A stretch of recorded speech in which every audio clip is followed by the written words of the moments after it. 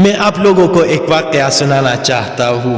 ہارون الرشید ایک نیک بادشاہ گزرا ہے، علماء کا بہت قدردان تھا اور چاہتا تھا کہ میرے اولاد بھی نیک بنے۔ اس کے دو بیٹے مامون الرشید اور امین الرشید تھے۔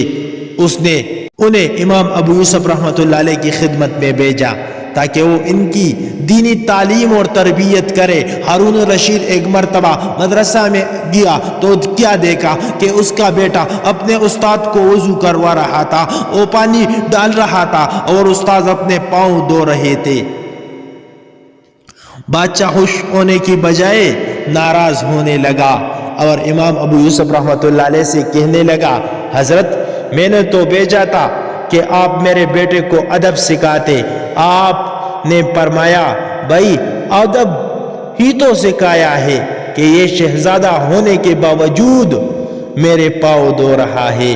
کہنے لگا نہیں حضرت، مزہ تو تب آتا کہ جب یہ ایک ہاتھ سے پانی ڈالتا اور دوسرے ہاتھ سے آپ کے پاؤں دھو رہا ہوتا۔